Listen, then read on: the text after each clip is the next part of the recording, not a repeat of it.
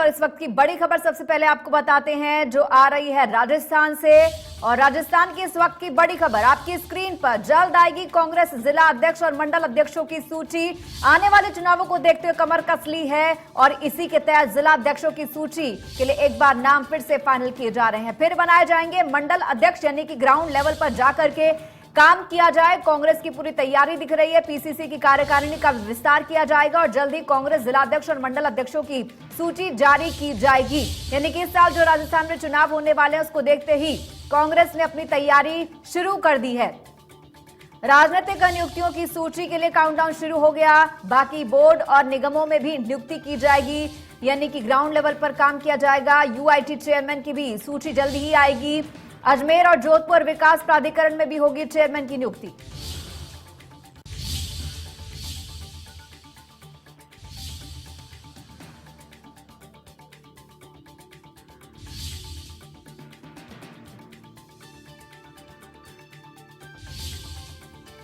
इस तरीके से ये खबर सामने आई है। और बता दें आपको, बजट सत्र के पहले भी जो है मंत्रिमंडल में बड़ा फेरबदल हो सकता है। मार्च में ये फेरबदल मंत्रिमंडल में किया जा सकता है और कई मंत्रियों की छुट्टी होना तय माना जा रहा है।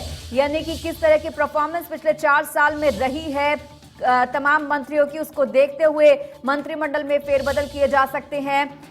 पीआरओ कुंपावत जुटे लिस्ट तैयार करने में। कल जयपुर में रहकर पीआरओ ने एक्सरसाइज की है। जल्द आएगी एआईसीसी सदस्यों की सूची। दिनेश डांगी हमारे साथ, हमारे सहयोगी जुड़ गए हैं। दिनेश, पूरी खबर के बारे में जानना चाहेंगे। जिस तरीके से तमाम सूचियां सामने आने की बात आई है, जो पीसीसी है वो अलग अलग सूचियां लाएगी, अलग अलग स्तर पर जो है सदस्यों की, अध्यक्षों की नियुक्ति की जाएगी। और साथ ही साथ ये खबर ये भी आ रही है कि मंत्रिमंडल में मार्च के करीब जो है एक बड़ा फेरबदल हो सकता है। तमाम खबर के बारे में प्लीज बताएं। जी देखिए, आज ही राजस्थान में 400 ब्लॉक अध्यक्ष में से 100 ब्लॉक अध्यक्ष की घोषणा हो चुकी है। हालांकि जहां पर विवाद था और हाईकमान से अनुमति नहीं मिली, तो ऐसे में 300 ब्लॉक अध्यक्ष के नाम रोक लिए गए और जल्द ही शेष जो ब्लॉक अध्यक्ष है उनकी नियुक्ति हो जाएगी। और उसके बाद शेष राजस्थान में जो जिला अध्यक्ष है, कांग्रेस के जिलों के कप्तान है, उनकी भी नियुक्ति हो जाएगी। और एक फाइनल डिस्कशन आपसी सहमति के लिए उसमें शेष है और उसके बाद हाईकमान की अनुमति के बाद जिला अध्यक्षों की नियुक्ति हो जाएगी। मंडल अध्यक्ष है, उनकी भी नियुक्ति यहाँ पर होनी है। साथ ही कई यूआईटी में चेयरमैन बनाए जाने हैं। अजमेर और जोधपुर विकास प्राधिकरण में चेयरमैन बनाए जाना है। तो कई बोर्ड, निगम और कॉर्पोरेशन में अध्यक्षों की नियुक्ति होनी है। तो एक राजनीतिक नियुक्तियों की सूची भी मुख्यमंत्री अशोक गहलोत और हाईकमान के लेवल पर तैयार हो रही है। उसको भी संभवतः इसी महीने आउट कर दिया जाएगा। अब एक बड़ी खबर सामने आ रही है सूत्रों के हवाले से कि गहलोत मंत्रिमंडल में फेरबदल हो सकता है और बजट सत्र यानी मार्च के अंदर ये मंत्रिमंडल में फेरबदल हो सकता है। हालांकि आधिकारिक रूप से मंत्रिमंडल फेरबदल की कोई पुष्टि नहीं कर पा रहा, लेकिन चुनावी साल है, ऐसे में सीएम अशोक गहलोत की सियासी स्टाइल होती है कि वो इलेक्शन ईयर में हर बार, तीसरी बार मुख्यमंत्री बने। तो इससे पहले जब 2 बार मुख्यमंत्री थे तो चुनावी साल में उन्होंने फेरबदल किया। तो उसके आधार पर हम आंकलन करें तो पूरी संभावना है कि मार्च के अंदर मंत्रिमंडल फेरबदल हो सकता है। अगर फेरबदल हुआ, क्योंकि अभी पूरे सीएम अशोक गहलोत सहित जो एक कोटा है 47, उसके तहत 30 मंत्री है, तो जाहिर सी बात है किसी को हटाकर ही नए विधायक को मंत्री बनाया जा सकता है। तो ऐसे में परफॉर्मेंस, जातिगत, सियासी समीकरण और चुनावी साल को देखते हुए कई मंत्रियों की छुट्टी होना तय है। कितने मंत्री हटाए जाते हैं, कितने बनाए जा सकते हैं, अभी इसके बारे में जल्दबाजी होगा क्योंकि काफी महीने इसमें बचे हैं। तो इस तरह चलिए आपके पास वापस लौटेंगे। इसी बीच एक और बड़ी खबर आ रही है, वो बता दें आपको किस तरीके से सियासी गलियारों में मंत्रिमंडल फेरबदल की चर्चाएं गर्म हैं। सूत्रों के हवाले से खबर यह भी आ रही है कि मार्च के करीब जो है ये मंत्रिमंडल में फेरबदल किया जा सकता है। बजट सत्र के बाद ये होगा गहलोत मंत्रिमंडल में बड़ा फेरबदल। दिनेश, वापस आपसे बताना चाहेंगे, आप कह रहे हैं कि कई मंत्रियों की छुट्टी हो सकती है, तभी नए विधायकों को जगह मिलेगी। क्या ये नाम सामने आए हैं? किन नामों पर चर्चा चल रही है कि किनकी जो है जो मंत्रिमंडल में है उसमें जगह मिलेगी और किनका जो है पत्ता साफ होगा? अभी राजस्थान से गुजरी है तो मंत्रियों के कामकाज को लेकर कई तरह का उनको और उनकी टीम को फीडबैक मिला है। और जैसा कि बताया, इस साल राजस्थान में चुनाव है, सितंबर में आचार संहिता लग सकती है और अक्टूबर नवंबर में मतदान होगा। और तो ऐसे में जाहिर सी बात है कि वापस सरकार कैसे रिपीट हो, गहलोत सरकार ने जो कामकाज किया उसके आधार पर, तो ऐसे में विधायकों और मंत्रियों की कार्यशैली को किस तरह नाराजगी है, किस विधायक की परफॉर्मेंस अच्छी है, ताकि उसको मंत्रिमंडल में शामिल किया जाए, जातिगत सियासी समीकरण साधा जाए। तो पूरा कोटा जो है 30 सीएम अशोक गहलोत सहित मंत्री बने हैं, तो जाहिर सी बात है मौजूदा मंत्रियों को हटाकर ही नए विधायकों मंत्री बनाया जा सकता है। तो करीब आधा दर्जन मंत्रियों की छुट्टी हो सकती है, 6 के से ज्यादा मंत्रियों को मंत्रिमंडल से हटाया जा सकता है, लेकिन अभी कोई आधिकारिक रूप से पुष्टि नहीं कर पा रहा है, क्योंकि अभी सीएम अशोक गहलोत बजट की तैयारी में लगे हुए हैं। फरवरी के अंदर उन्हें बजट पेश करना है और फिर मार्च के अंदर ये संभावना है कि मंत्रिमंडल में फेरबदल हो सकता है। आधिकारिक रूप से कोई इस चीज की पुष्टि नहीं कर पा रहा, लेकिन सियासी गलियारों में कई दिनों से ये चर्चाएं चल रही है कि राहुल गांधी की जब यात्रा गुजरी तब इस दौरान चर्चा हुई, डिस्कशन हुआ, उसके आधार पर ये चर्चाओं का, अटकलों का बाजार गर्म हो चुका है कि मार्च के अंदर गहलोत मंत्रिमंडल में फेरबदल हो सकता है। जी, आपसे भी जानना चाहेंगे, इन सब जो फेरबदल किए जा रहे हैं, मंत्रिमंडल में बदलाव की बात सामने आ रही है और एआईसीसी जो है वो अपनी तैयारी में है, वो तम तरह की तैयारियां कर रहे हैं, ये आने वाले चुनावों की सुगबुगाहट के तहत हो सकता है?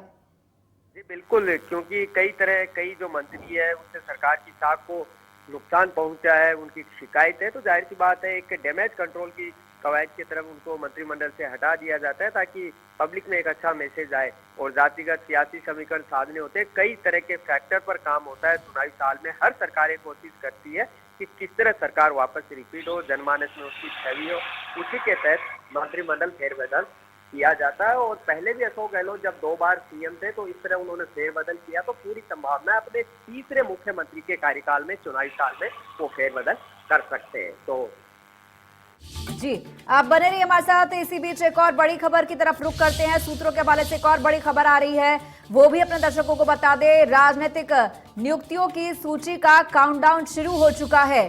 शेष बोर्ड और निगमों में भी नियुक्ति होगी, यानी बोर्ड और निगम में भी जो है लोगों की तैनाती की जाएगी। यूआईटी चेयरमैन की भी सूची जल्द ही जारी की जाएगी। अजमेर जोधपुर विकास प्राधिकरण में चेयरमैन की नियुक्ति होगी और इस पर भी जानकारी के लिए दिनेश आपके पास आएंगे। आपसे जानना चाहेंगे, जिस तरह की नियुक्तियों की बात कर रहे हैं, किन किन अहम जगहों पर नियुक्ति करने जा रही है? चाहे हम सदस्यों की बात करें, चाहे हम बात यहां पर करते हैं अजमेर की बात करें, वहां पर भी चेयरमैन की नियुक्ति होने जा रही है। बोर्ड और निगम में अहम नियुक्तियां होने वाली हैं, इस बारे में ज्यादा जानकारी दें प्लीज।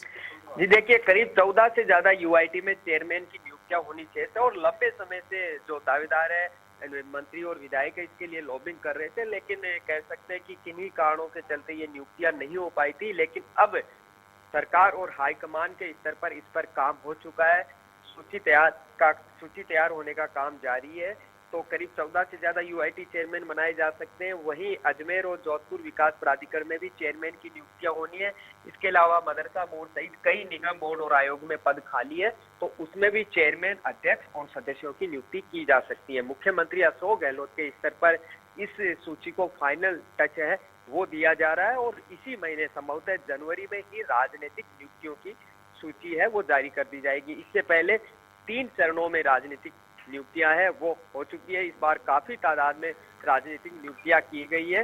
तो अब जो सामने आ रहा है कि करीब 2 दर्जन यानी 25 से ज्यादा नेताओं को राजनीतिक नियुक्तियों के जरिए एडजस्टमेंट किया जा सकता है। इस तरह की खबरें सामने आ रही है। संभवतः दिनेश, ये माना जाए कि हर एक की, आप बता रहे हैं कि जितने भी लोग हैं उनको एडजस्ट करने की कोशिश की जा रही है।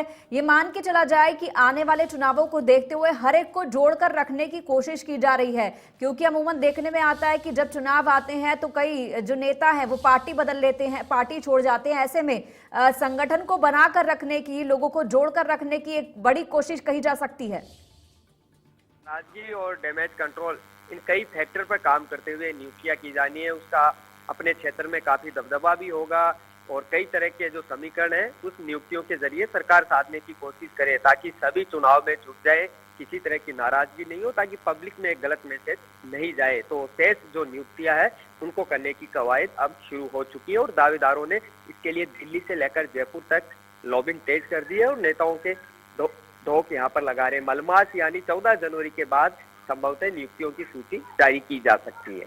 जी, ये भी जानना चाहेंगे, एआईसीसी सदस्यों की सूची भी जल्द आने की बात कही जा रही है। इनमें क्या नए नाम भी आ सकते हैं? क्योंकि एआईसीसी की बात करें तो एक बड़ी बॉडी है, कांग्रेस की जो है नेशनल लेवल की बॉडी है, उसमें लोगों को शामिल करना ये अपने आप में बड़ी बात कही जा सकती है। जी बिल्कुल, कांग्रेस का पूर्ण अधिवेशन अगले माह छत्तीसगढ़ के रायपुर में होना है और फरवरी के यानी 25, 26, 27 फरवरी को यह अधिवेशन होगा। उस अधिवेशन से पहले एआईसीसी सदस्यों का जो निर्वाचन है वो कांग्रेस के संविधान के तहत जरूरी है। तो कल प्रदेश प्रभारी मिस्टर कुंभावत जयपुर आए थे और उन्होंने पीसीसी चीफ गोविंद सिंह डोटासरा के साथ बैठक की और इस एक्सरसाइज पर काम किया।